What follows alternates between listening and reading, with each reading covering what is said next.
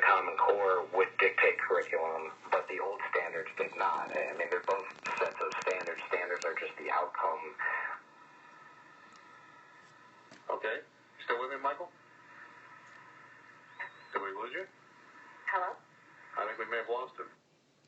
Because we're going to have to move forward. But how would you respond to what he had to say? You had some issues about the Fordham Institute, you said. Yes. Oh, thank you so much. Okay, because I just jumped in on this. I didn't even hear what was going on. I believe this is the gentleman that may have been at the hearing. Yes, it was. Oh, my goodness. If you go back to the Missouri Coalition Against Common Core, they have his hearing on there. They asked him, why is someone from Wisconsin in Missouri worried about Missouri standards? And it was hilarious because, first of all, what business does he have coming to Missouri telling us that our standards are so bad? Second of all, it was also brought out that the Fordham Institute has received, I don't really recall the exact amount of hundreds of thousands of dollars from the Gates Foundation to support Common Core. So that's pretty much what blew a hole in him even being here in the first place. So everything that he said was very questionable. And if you want to have the facts about Common Core, Mary Byrne here in Springfield, Missouri can tell you everything. I don't have the details of everything in my mind. I'm sorry, but she does. She can tell you the history of everything, point blank. I can give you all the information you possibly want. I can email her to you. Okay, well, we'll do that. Have you give me a call after the program, and we'll do that. We'll connect. We are going to have Representative Brian Spencer on next week, Tuesday, and he, of course, has been a very vocal opponent against Common Core as well, and a former teacher himself. So yes, he is. Yeah, so he'll be on with it. But thank you for calling in. I do appreciate it. Thank you, sir. All right, and I don't know what happened to Michael, that we lost Michael Brickman. Steve, if you can, we'll just take a short commercial break here, and we'll come back and we'll try to get Michael back on the line. But everything was going fine, and just he got. I do want you to address the funding, she says, by the Gates Foundation. Could you please explain that for the Fordham Institute? Yeah, so we've been fighting for higher standards for many years, and we receive a lot of contributions from a lot of different groups. We post them. It's one link off of our homepage, which a lot of groups do not do. Frankly, for this reason, because people, and I've seen some anti-Common Core groups that have taken their funders down because people accuse them of coming up with their opinions after they get their funders. That's not how it works. That's not just really, frankly, a fair thing to say. I've had politicians accuse us of the same thing, and they get contributions because people believe in what they say and what they believe in, and want to help them spread their message. We've been fighting for higher standards for about 15 years, and so I think people need to focus on what these standards are all about, and not sort of personal attacks or attacks that don't have anything to do with education policy. Now, and I do want to say this, that we were going to do our best to do another program on this because we were limited on time that we could book you on today. And I'm going to try to book another program, a more extensive program where we do an hour. And perhaps you or someone else from the Institute can join us. And I want to get someone from the other side who is kind of leading the charge. So we have a good balanced debate on it. We have a number of listeners that wanted to discuss this issue. Obviously, this is a very passionate, an issue that it's just very polarizing. What are you guys doing now? Because I guess the big question here in Missouri is the governor going to proceed with allowing us to do our own version, as I say, of Common Core? What are you doing, if anything, on that front? Well, I've looked at the bill, and again, this is a bill that was a lot worse when it started out. It would have completely removed the Common Core.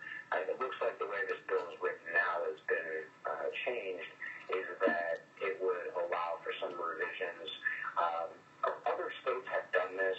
Pennsylvania made changes right off the bat when it adopted the Common Core. Florida has made a lot of changes, especially on the map side more recently.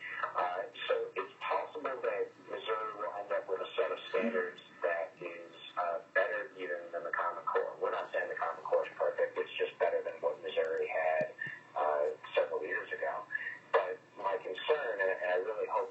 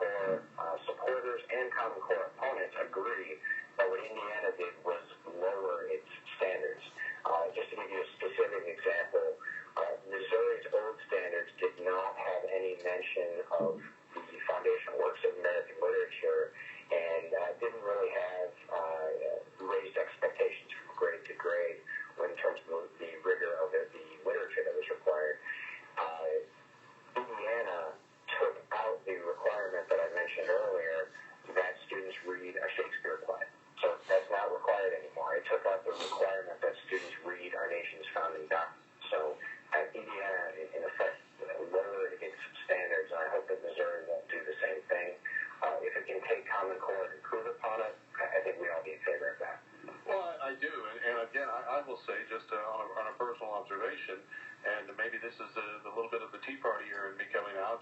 I take issue with anything where the federal government's coming in, and we can dress this thing up, in my opinion, however you want to, but this is still a federal program. If it's going all over 50 states, it's still ultimately a federal program, and I think that's the argument that most people are making is we want to, and if we have control, as you're saying, over the key intricacies of Common Core, and there are no little hidden caveats in there, then fine. I understand where you're coming from. The devil's in the details, especially when it comes to dealing with this particular administration. So we really have to be vigilant on this, and I hope that that's what you're doing as well at the Fordham Institute. Yeah, absolutely, and believe me, I'm not a supporter of this administration. But let's keep one thing in mind. For it to be a federal mandate, it should be federal, like you said, in all 50 states. There should be a mandate. It should be unchangeable. That's what Common Core opponents would like you to believe, that it's a federal mandate. But it's not. It's not in all 50 states. Only 45 states voluntarily adopted these standards.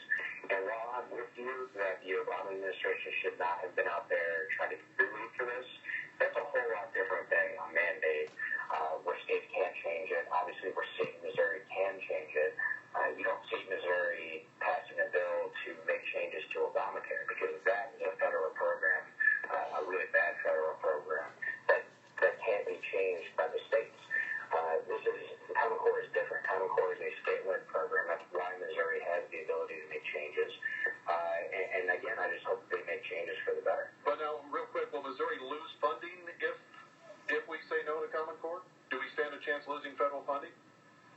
I think as long as you have high-quality standards, again, as long as these standards are college and career-ready to prepare students for high-level work, as long as you have good assessments in place, Texas, Virginia, Alaska, Nebraska, these are states that have not adopted the Common Core and haven't lost any federal funding. So, no, I don't think so. But, again, you just want to make sure you have good standards, even if they aren't necessarily the Common Core.